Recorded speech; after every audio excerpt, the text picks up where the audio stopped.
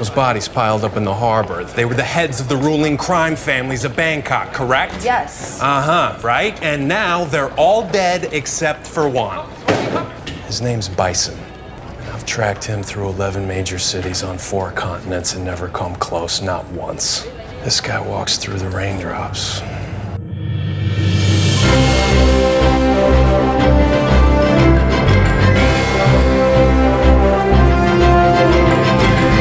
Hey there, Enthusiacs. Welcome back to Hero Talk. I'm your host, Judge Greg. Joining me today, once again, I brought Nick out of the woodworks to talk about this film. Nick, how you doing? I'm doing all right. How are you? I'm doing good. All right, our film today this one is a special one. Super special. Absolutely. It is Street Fighter: The Legend of Chun-Li. Oh my goodness. Now, as you know, Hero Talk is a spoiler podcast. Our general rule of thumb is we will try to stay on topic, but anything that has been released is considered fair game for us. You've been warned.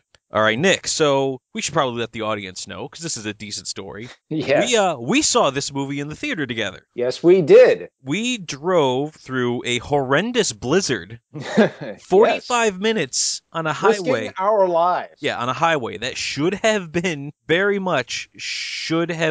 shut down in order to watch this movie. This movie with its Oscar caliber cast. And holy cow, what happened?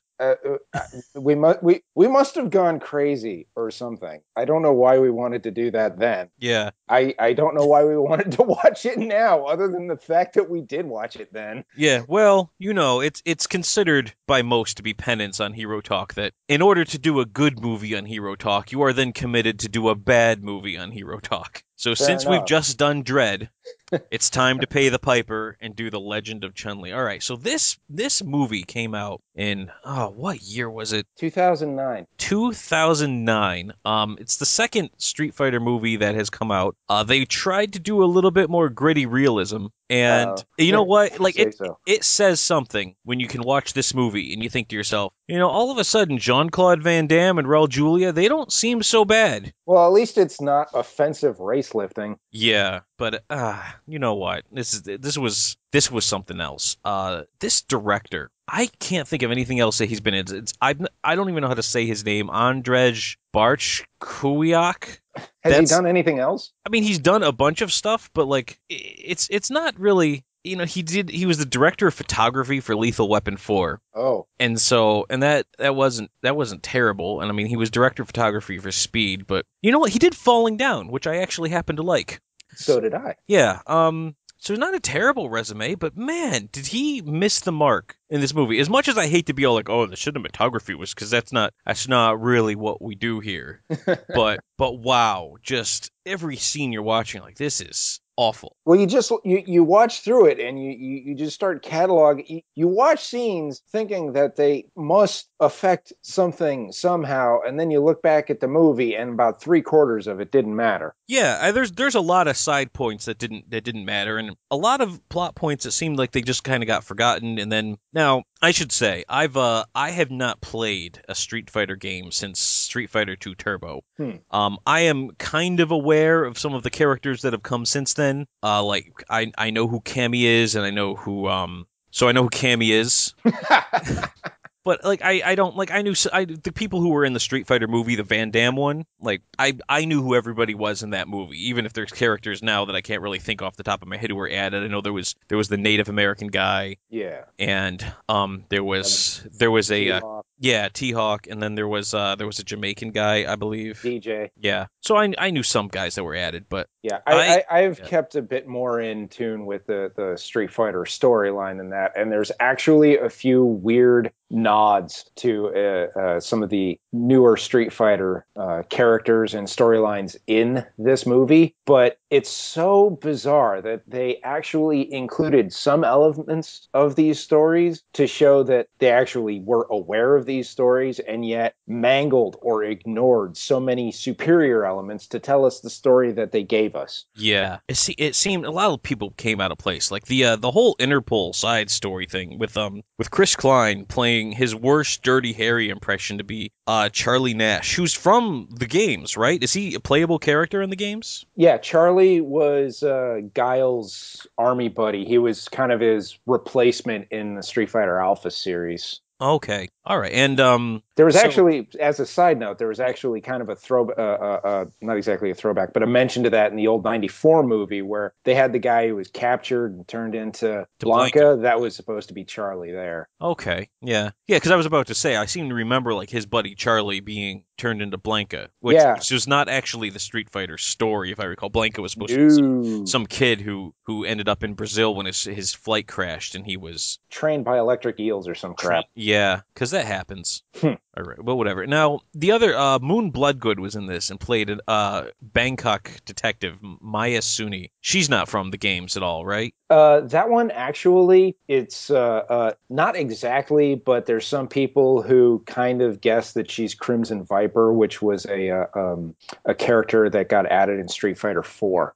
Okay. Because that, like, Crimson Viper is a code name, and the actual name, they shared one actual name or something like that. It really doesn't matter if anyone listening to this knows Crimson Viper and you watch that movie, you would not be able to put it together. Yeah. And then one more person who, as I rewatched this in preparation for this podcast, which was a wonderful experience, the character of Quintana, played by Josie Ho, who didn't really have a whole lot. She had that horrible bathroom fight scene.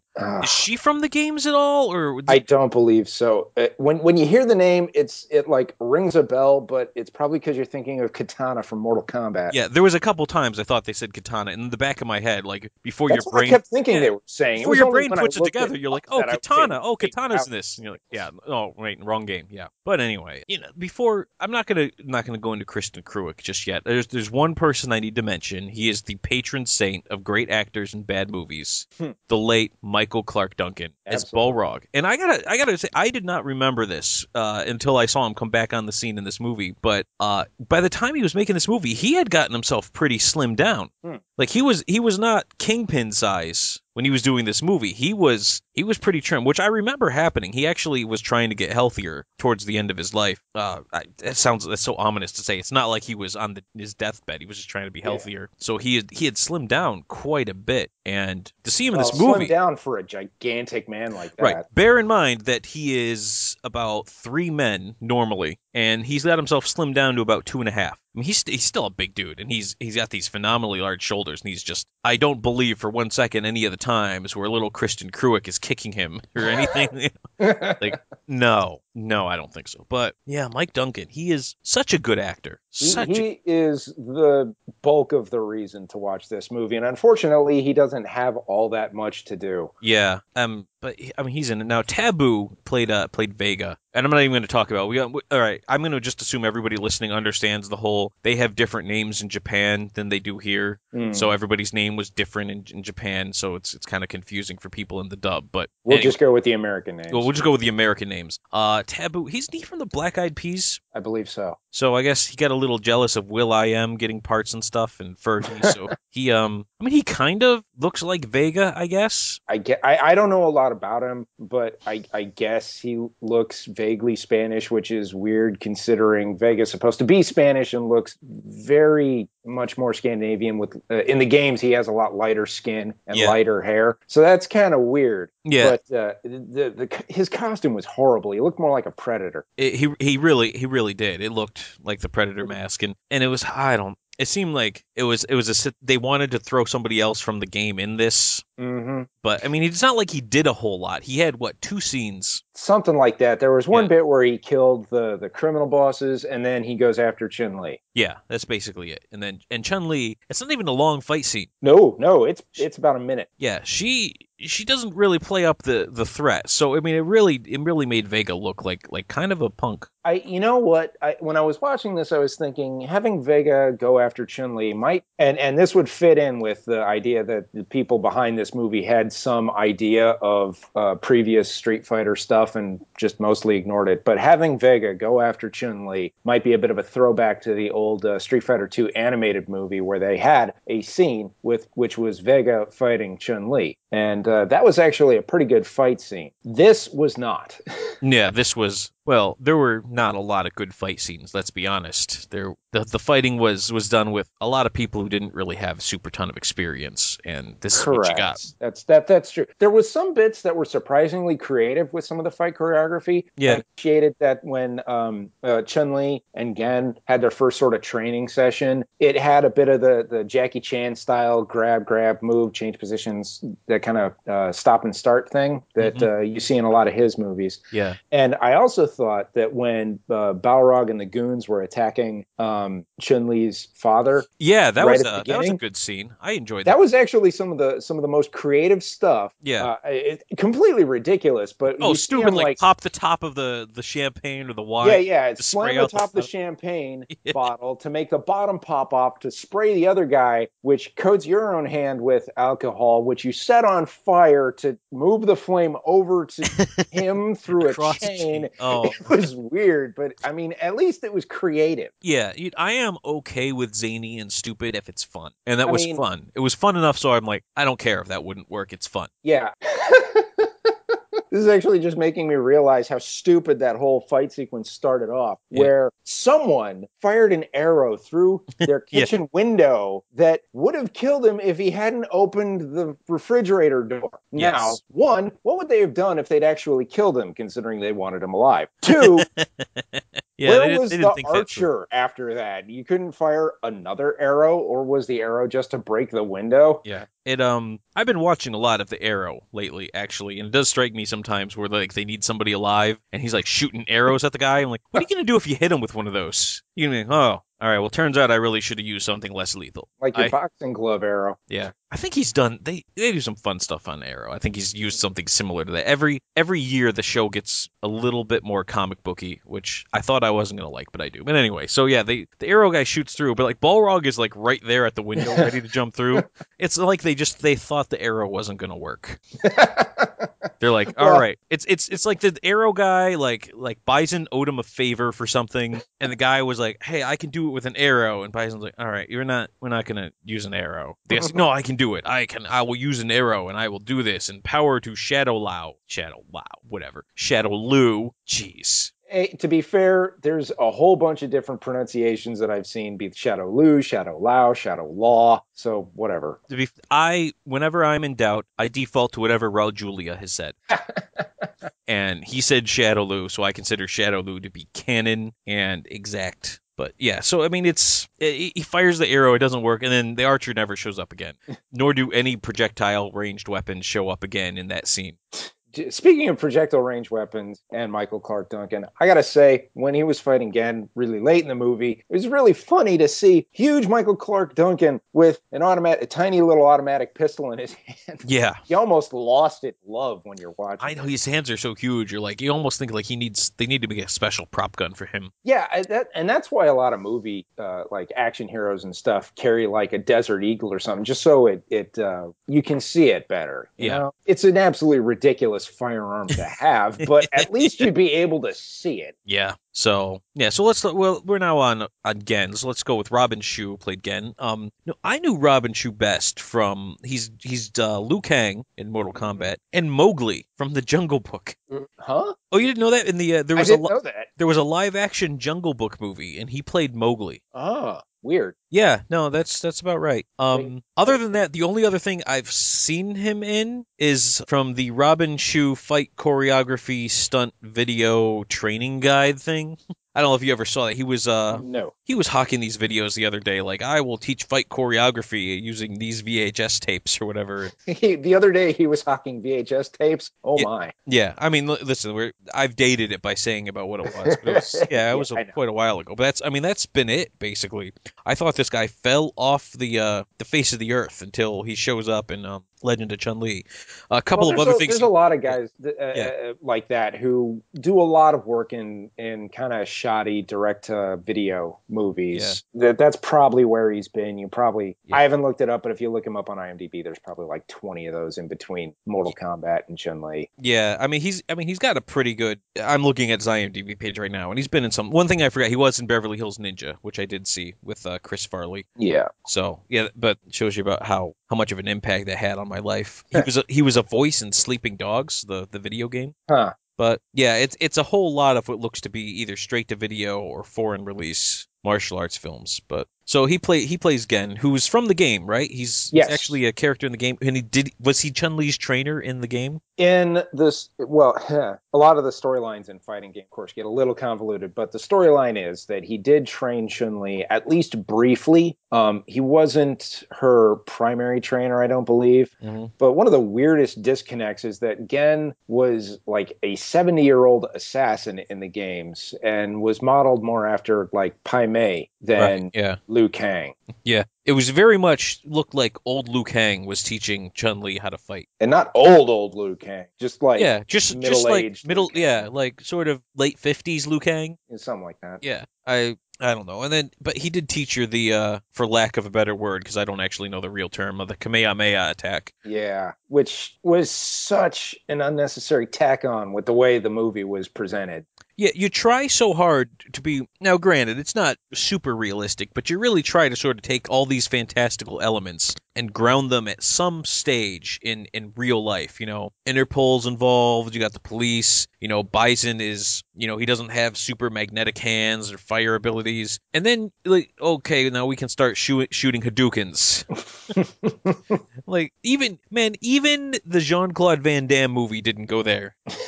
And they had Blanca. Oh, yeah. So not only they made a really big deal of the fireball. Like there was several training there was more than one training montage about the fireball. Yes, there was. It was Chekhov's gun, except they kept visiting it during every act. Yeah, it'd be Chekhov's gun if someone kept saying like, "Hey, there's a gun on your wall." Yeah, hey, Chekhov, have you seen that gun? Yeah, I mean, listen, I like Chekhov's gun. Although the problem with Chekhov's gun is that it's become so established now that at any point in time, if you're watching a movie and they establish a gun on the wall, the first thing you think of, like, oh, well, they're going to use that later. One of the problems with it is, pardon me. One of the problems is that you have to have subtlety in its presentation. Right.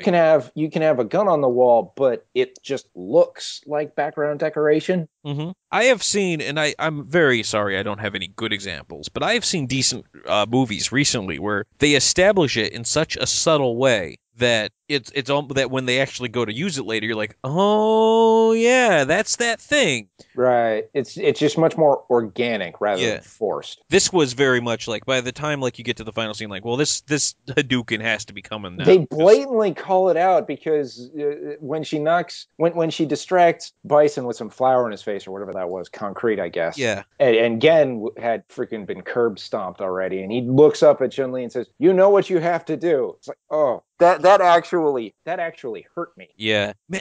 Was that concrete? Bison reacted to it like it was acid. I think it was powdered concrete, and when it hit him, the bag split open, and that can get kind of nasty. Yeah. Still, it still didn't make much sense. Yeah, that's a fact. It did not make much sense. It shouldn't have distracted him so much as to be completely defenseless for the 45 seconds she waved her hands in the air. Especially, this is a guy who was established to be so skilled and such a massive fighter, and then it really seemed like the second he faced Chun-Li, he just forgot how to fight well. Yeah, well, there were.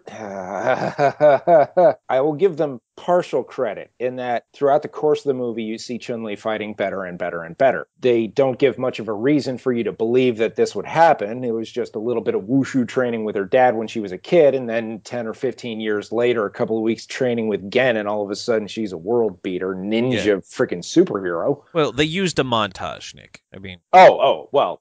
criticism was sended. Yeah. All right. So we got to talk about there's two people left in the cast. I don't usually go through the cast person by person, but in a movie like this, you almost have to, because you know we're not going to be on the story for all. So you go where you can go.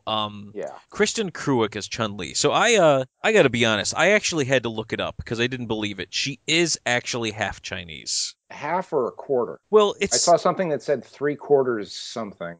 Her father's Dutch. Her maternal grandmother was a Chinese Jamaican, It did, however, look through the course of the movie that she looked less and less Chinese as the character got older. Oh, yeah, and it's really, really unsettlingly jarring when in that sort of growing up montage in the opening credits, Wushu training with her dad, they have a very clearly Chinese little girl, and then one reaction shot, and she looks like a white girl. Yes, but, like, there's a difference between having, like, young Inez Yan playing 5-year-old Chun-Li and suddenly Catherine Pemberton playing 10-year-old Chun-Li. There's three constants for representations of Chun-Li. 1, she's female. 2, she's Chinese. 3, she has massive muscular thighs. They missed 2 of them.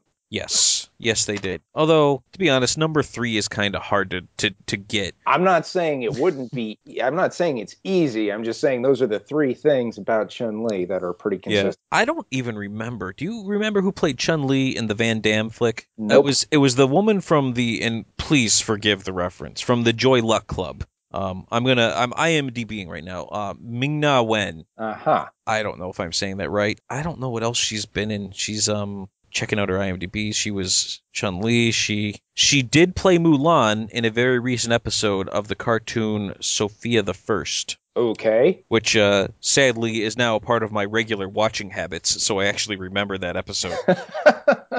She's in Agents of S.H.I.E.L.D. now, which I don't watch, but I know some people watch that. So Probably she was a few. Yeah, she was in the second. So I mean, she's still around. She's still working. Yeah, good for her. Yeah, I'm looking to see if she was actually in Mulan. Like, did she actually play Mulan in the Mulan? I might have to edit this part out.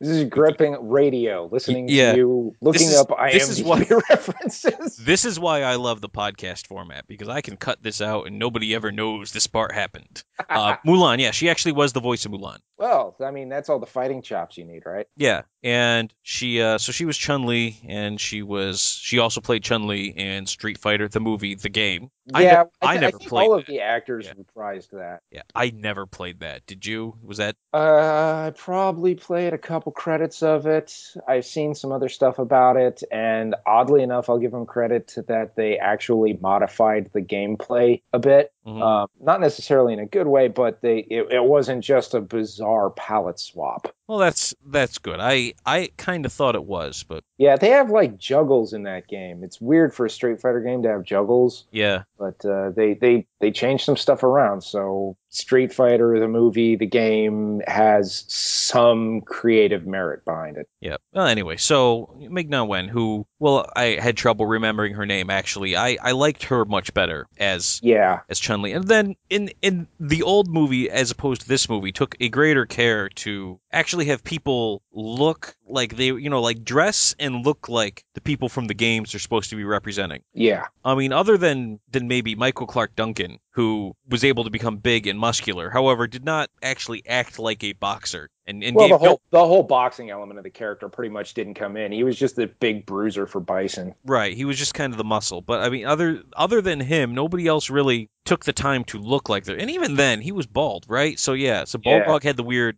Yeah. So no, even he doesn't quite make it. But man, you want to talk about not looking like the guy from the game? Let's talk about Neil McDonough. Yep. I don't now. In the game, in the story, in the lore of the game, is Bison supposed to be Irish? No. So I don't think it's ever established just what Bison is, but the Irish thing I'm pretty sure is just a construction of this movie. So here's another question for you, Nick. Let's put this one in the bank. So if Bison was the child of Irish missionaries in China, or Hong Kong. Thailand. Yeah, Thailand. Yeah, I guess that's where they were, in Thailand. And they die when he's just a little baby, and he's raised in a Thailand orphanage as a little baby. Why does he have an Irish accent? Because reasons. Yeah, exactly. So this guy, I feel bad because I don't know if he's in the documentary. There's a documentary I saw on Netflix not that long ago. It's actually a fun watch. It's called Hey, You're the Guy from That Thing. I've seen some of that. Yeah, and there's a lot of actors, and I don't know if he was in it. I don't think he was. But he would have been the perfect guy to be in it.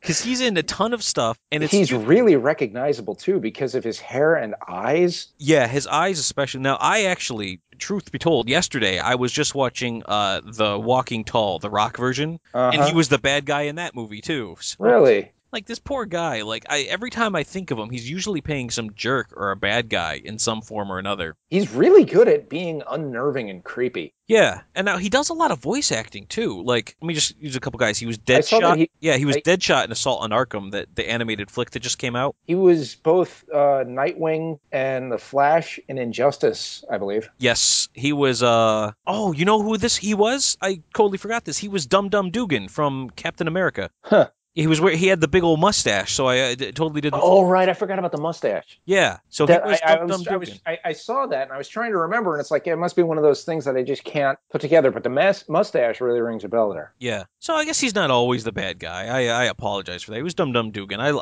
Well, he was definitely one of the good guys in Band of Brothers. Yeah, that's true too. This guy is he's a working actor. Yeah. There's no other way to put it. If you look at his IMDb page, it's like, all right, so 2002 he did like 8 things, and then 2001 he was all over the place, and so he he works, but he probably he's one of those guys who probably doesn't make the big bucks, but he's the kind of guy where very workman. Yeah, if you need somebody to fill your part, you need somebody who can pull it off and probably do the accent and he's not like an ugly looking guy, Yeah. So you sort of need the background guy who can look professional and pull it off. He's the guy. I mean, he does a good job with Bison. It's just that the job that he was given to do with Bison was not good. Well, the whole script and setting he was given to do as Bison, he was basically given Geese Howard from King of Fighters. Yeah, basically. And oddly enough, he would physically be a great Geese Howard. Yeah. I just, the problem is he doesn't look anything like Bison. Nope. He at no point wears anything that Bison would wear. Nope. So he doesn't do anything Bison would really do, other than maybe just general evilness. Yeah, well, he either killed or had killed some people. Yeah, so Bison would do that. But there was the one thing, that weird, like, transferring his soul into something else, is that actually is something. Are you serious? I was going to ask you that. That's from sort lore? of. You remember the shipment was called the White Rose, and it turned out to be his daughter named Rose? Yeah. Well, that's actually supposed to be from the game. The character Rose in Street Fighter Alpha and Street Fighter 4. There's a weird thing in the lore where Bison's soul gets transferred into her, or something like his goodness gets transferred into her while Shadow Lu recreates his body, or some weird stuff like that. But that's kind of what I was talking about, how the people behind this movie clearly understood some of the weird minutiae of the Street Fighter storyline, and yet came up with this. Okay, now one thing that was odd was, as long as we're on Rose, so what was he planning to do with her? I have no idea. No one knows. Yeah, it makes no sense per the story. It is a character drive for convenience. I mean, why was he trying to reclaim her? How did he lose her? Why did she speak Russian? Yeah, how do you lose her? Like, the last time we saw her, you had her as a little baby. And did you just drop her off at a Russian orphanage, and then, like, some 18 years later think to yourself, hey, you know what? Probably shouldn't have done that.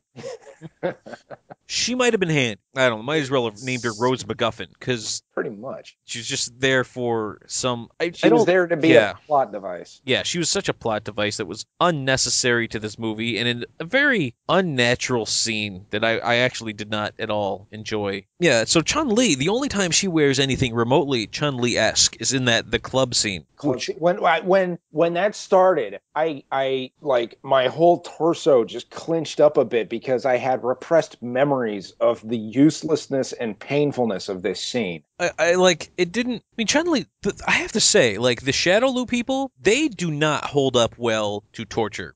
Nope. At all. Like, people are just giving out stuff like, Bison even says, hey, I'm going to kill you if you anything happens to this girl. But then as soon as somebody comes by and punches you in the face, like, oh, here's the code to the door. Like, yeah, you understand what's going to happen to you, right? Like, if I'm telling you, if Hydra was running this thing, man, they wouldn't have caught anybody. Second, you grab him. Where is he? Hail Hydra! Bite the capsule. You're done. Oh no! Now I don't know what he's after. Yeah, but man, that club scene, oh God, all of the lead up to that was freaking terrible. I actually took some notes about this because the whole lead into that was that bit where the Interpol people, Nash and what's her name? I don't care. Maya. The Interpol people. Yeah. Were trying to stake out Balrog, and he did that limo move where he gets in one side and then just gets out the other side and gets in a taxi, and that loses his tail because they were busy making out to try to hide that they were watching him. Yeah, like I was thinking about that too. That only works if you have people who watched you up until you got in the car and then distracted themselves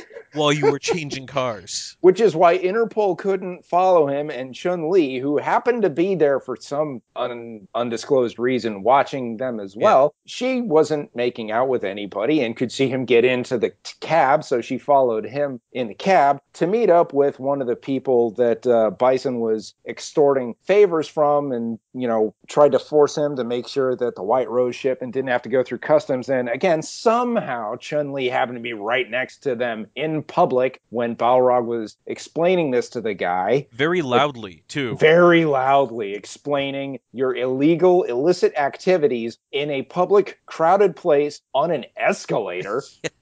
It was so, like, she's overhearing it because he's almost yelling at the top of his lungs. Like, this illegal thing we're doing, this is how it's going down. You're like, you are really banking on nobody there speaks English. Yeah, it was. But so after all of that, she winds up going to that nightclub, and I don't think Chun-Li had any reason to know that anything was going to happen there. She had no reason to know who Quintana was, that she was going to be there, that apparently she's a lesbian. Yeah. To know who she is, to walk up to her and do some weird seduction dance thing and invite her. And on top of all of that, how did, one, Balrog not notice that Chun-Li was there? Two, Quintana not recognize Chun-Li's face? Because this has been a big Shadowloo They've priority. been looking for her this whole time. Tracking her down. Mm-hmm. I think that whole scene, I think I might have figured out why they had that whole scene, was one, to sell a spot on a soundtrack in the intro, and two, or in the introduction to the scene when they're doing the dancing, and two, when they're leaving, there's some song in the background where you hear Street Fight being repeated. You do, yeah, and they say fighters go. It also, this scene is the home to Chun-Li doing the spinning bird kick. Let's not go that far.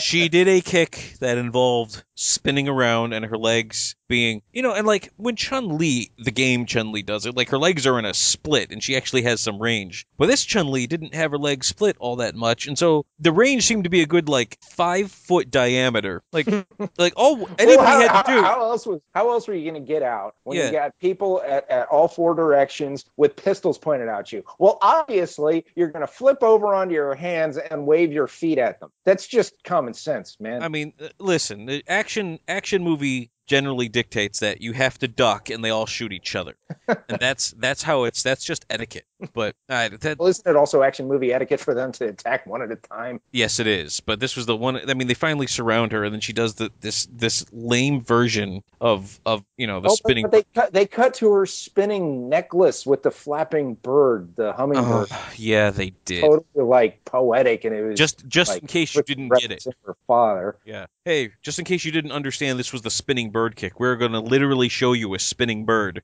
just to drive it home, because we don't have any confidence that you can recognize this.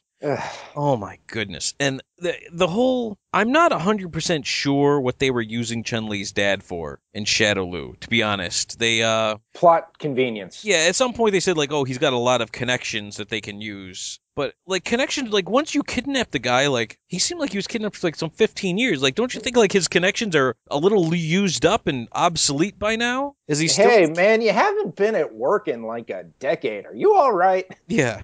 Oh, he's still logging into his email. News articles about you having been kidnapped. Yeah. Oh, that's stupid news articles. The fact that Chun-Li goes to an internet cafe and basically Googles Shadowloo. Internet cafe that's practically open air. It just has some strips of plastic on the outside. I don't know if that's an actual thing, but even in 2009, the idea of an internet cafe with rows and rows of CRT monitors. Yeah.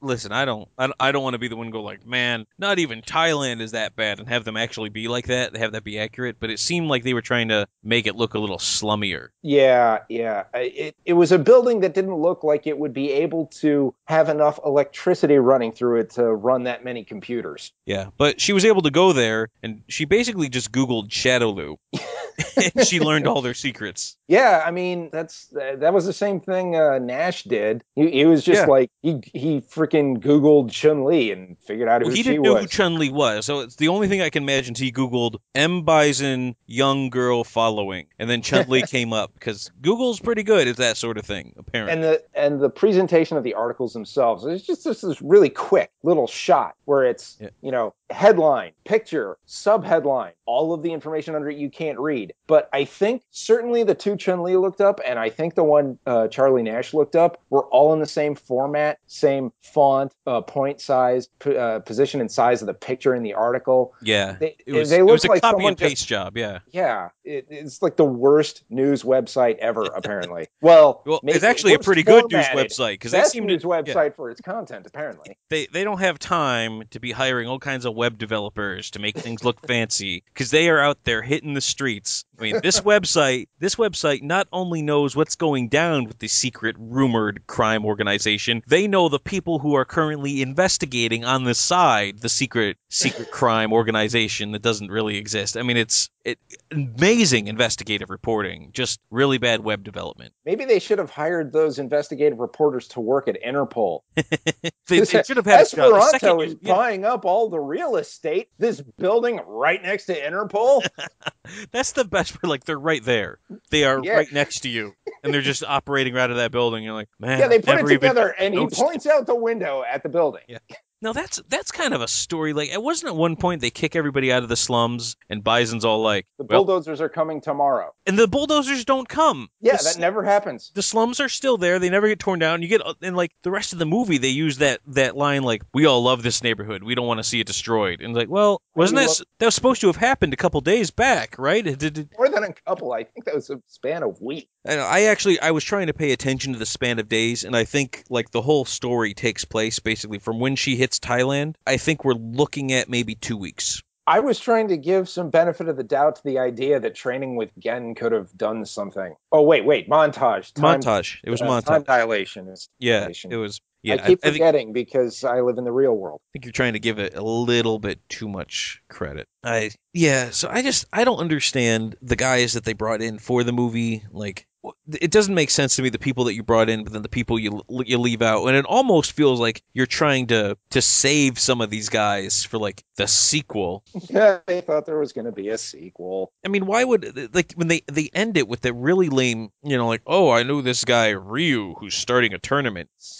But you can't play that whole, like, prequel, because I'm like, well, you've already killed Balrog and Bison, so... Yeah, two of the really important ones. Yeah, Balrog died in such a weird way. Like, he got steamed to death? Is that... Dude, let off some steam, Bennett. Yeah, it really did feel like Commando. That's the first thing I thought, is you really need to say that line.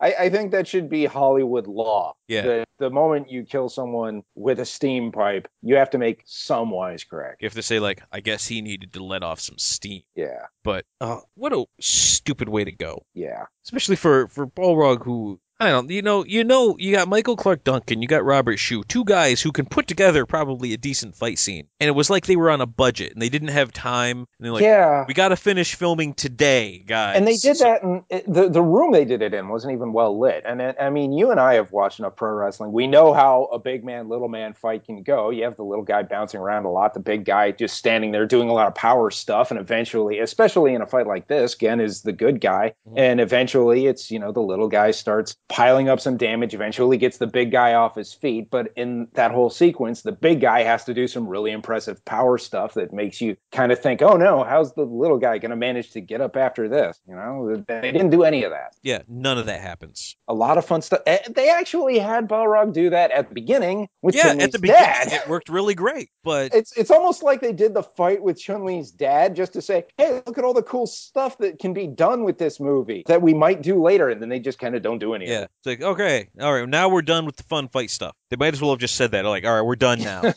We're not going to do any of this anymore. Now you're going to watch some derivative stuff with. Yeah. Now, and this is the thing. And they hit you with a pipe. Kristen Kruick, I think she has some karate experience and some gymnastic experience, at least up until I think she has scoliosis, and I think that's what got her out of. I think she was like a nationally ranked gymnast, so she can do stuff. But I didn't believe it in this. Now there's a scene in Smallville where Kristen Kruick is very famously from. She was Lana Lang in Smallville, where something possessed her or took her over or something, and she like became like super hardcore kick butt Lana Lang. And she looked better in that scene in Smallville than she did in this movie, which I have to assume had a budget for fight choreography.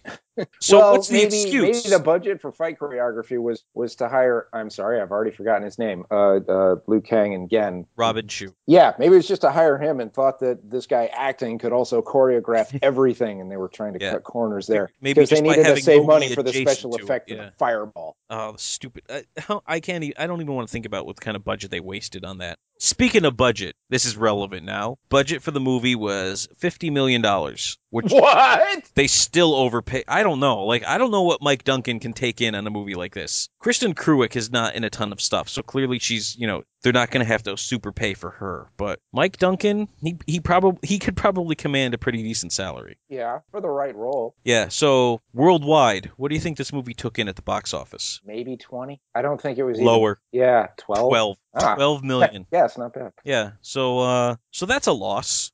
You think? And I mean, usually you say like, oh, but with DVD sales they'll make it up. But I don't even know if you could say that here. That's a lot to make up in DVD sales. Well, that's just the production. That didn't even include marketing. Yeah, I don't know.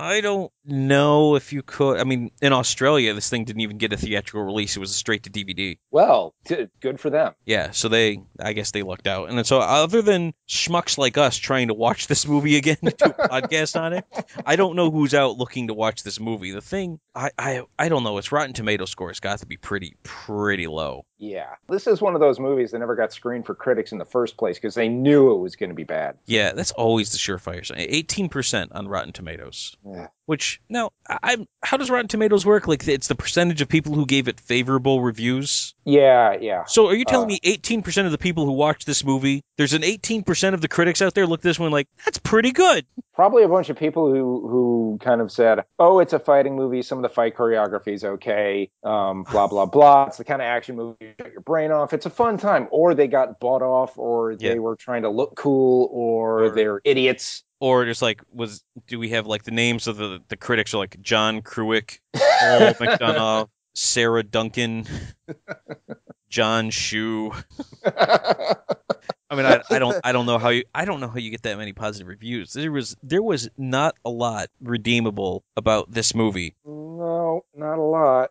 Like, there was here's one of the things that just bothers me about a movie like this is when it kind of doesn't exactly even pay attention to itself. I mean, narrative, when you're telling a story, you want the narrative to be at least remotely cohesive. You want things to at least appear like they're affecting the main storyline, even if it's a red herring, But with this one, there are massive chunks that don't affect anything. Basically all of Interpol. All of Interpol and half of Shadowloo. Yeah. It doesn't affect anything. Like, if you took Interpol completely out of this movie, I mean, what would it really change other than the running time? Getting reminded of Nicolas Cage? Yeah, man.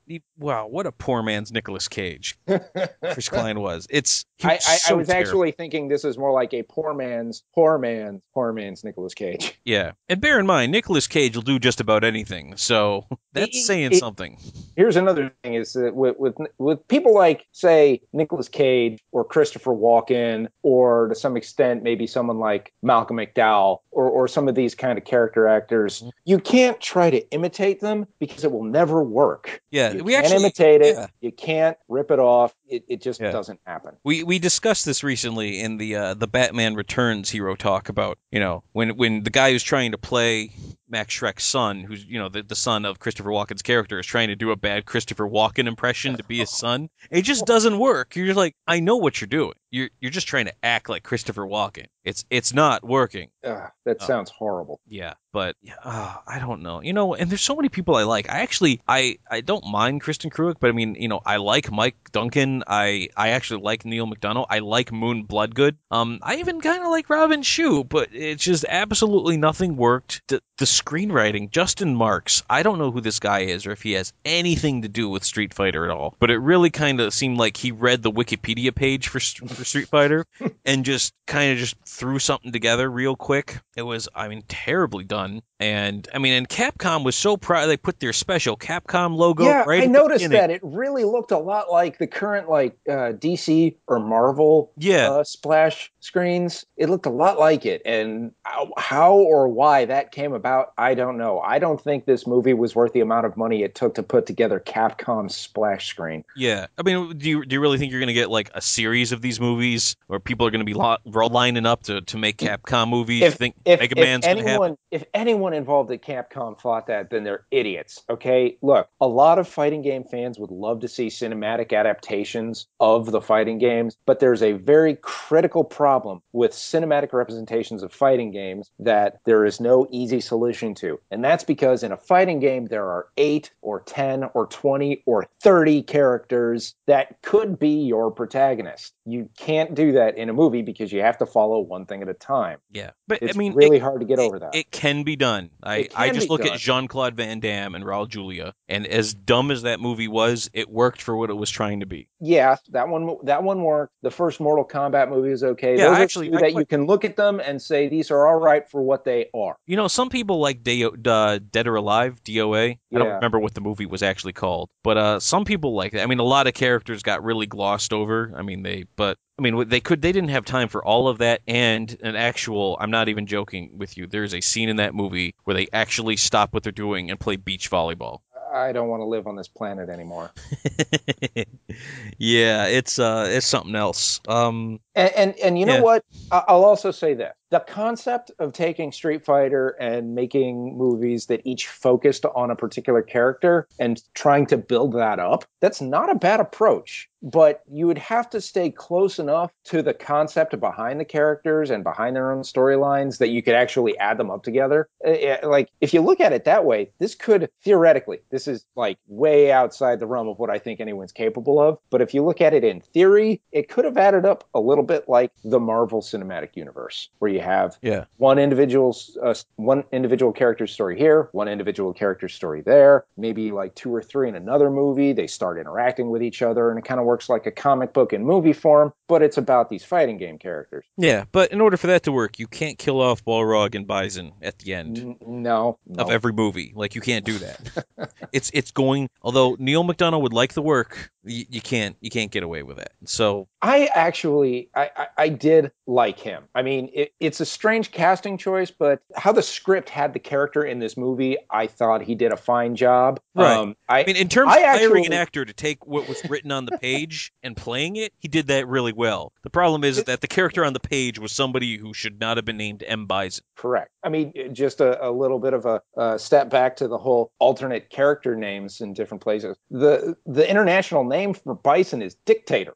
Yeah. This is not a dictator. This is a slumlord real estate mogul thing. Yeah. His whole villain plot, the reason he needed to rid himself of his conscience was to import crime into slums that he grew up in, to drive down the property value so he could buy the whole thing up, which I don't know why he was short of funds to buy the property in the first place, and then build nice houses. Yeah, so evil, right? Right. It really it's almost like Superman 1 in a way, where it's like, I am the greatest criminal mastermind and I am the greatest evil genius. What are you going to do? I want land. Yeah, it does have a little bit of a hint of that flavor, but this ain't world domination. This ain't something that you have to get rid of your conscience for. In fact, it would be really easy to appease your conscience if you said, I'm going to buy all this land, I'm going to develop it, and I'm going to have one high-rise for affordable housing. Oh, something like that. It would work. Yeah. The other thing about that, too, is Bison's evil because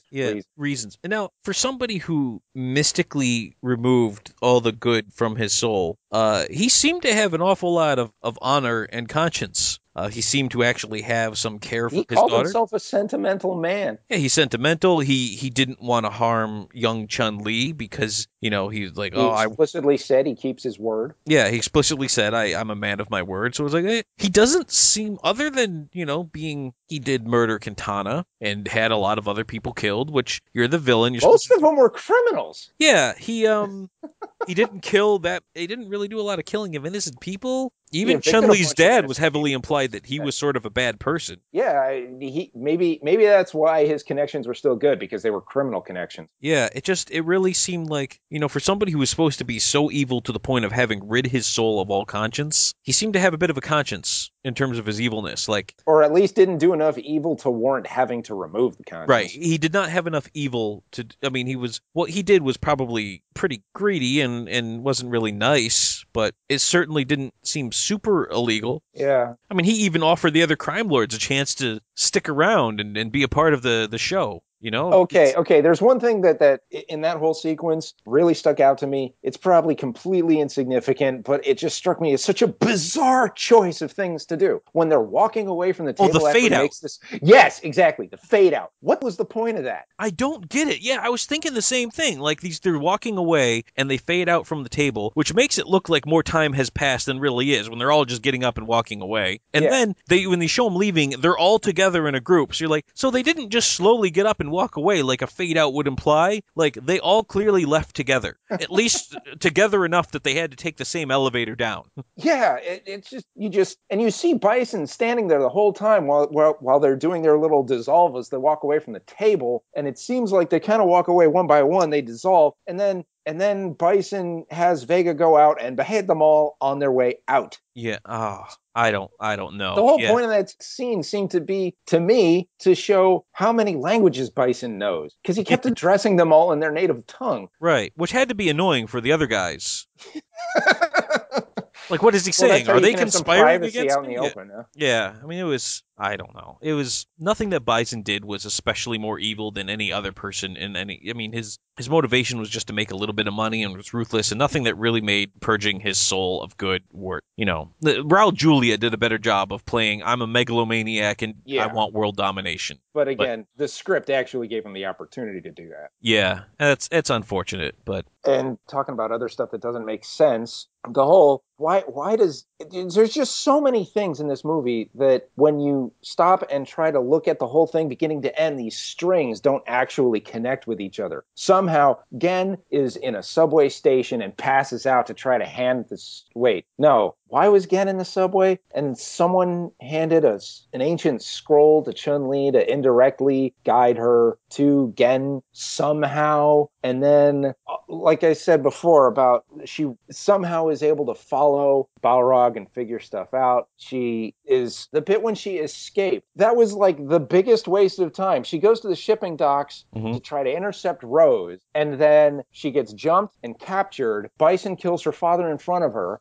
which seems to be the only point of any of this. And they probably could have killed her back then and say Bison was assuming his role in maintaining contact or something, whatever. But they capture her, kill her father in front of her. Bison tells Balrog to kill her. Balrog tells a couple of mooks to kill her. She manages to escape, and then she goes back to the dock again after that. You could have just cut that whole sequence out and you wouldn't have lost anything. Yeah, it was there just to sort of... Killing her father was about the only thing, but that was about 15 minutes screen time for a movie that's not super long, mind you. Just dedicated to 96 minutes was the running time. It sure feels longer. It did feel longer, but I checked 96 minutes. It's because there was so much padding. I don't get it. All right, anyway, you know what, Nick? Now is the time on Hero Talk where we say what our favorite part of the movie was. Nick, what was your favorite part of this movie? My favorite part of this movie has to be the masterful misdirection from Balrog by stepping into one limousine, getting out the opposite door to lose a tail. Because Michael Clark Duncan standing up in between a limo and an adjacent taxi cab doesn't stand like twice as tall as the limo anyway. Yeah, in Bangkok, by the way. Like, Michael Clark Duncan is going to blend in anywhere, much less in Bangkok, Thailand. Like, everyone would know what was going on. Like, hey, have you seen this guy? Yes! Oh my gosh, yes! Oh man, I don't get it. That guy whose voice sounds like thunder. Yeah, he frightened my children. Yes, I'll never forget this man. He frightened my children by giving them money. Yeah. Oh boy. Yeah. Here, have a 5. Kid's really cute. Something. Well, that sounded creepier than I wanted it Yeah, to. that was maybe that was a different movie you were thinking of there. All right. Oh man, I have to figure out my favorite. I don't really have. It's so bad. I need to come up with a favorite part. How about the little tiger leitmotif that went with Bison? The tiger growl that followed him around. Yeah, what was that? Holy cow! Yeah, why?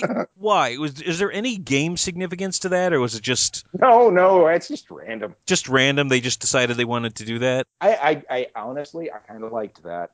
They didn't stick with it enough, but I mean, it was kind of a menacing thing, a little bit like the Joker's little sick note. Yeah, in Dark Knight. Yeah, Yeah. not as good, of course, but No. Yeah, it just seemed. I mean, I guess that opening fight, it's as good as anything else.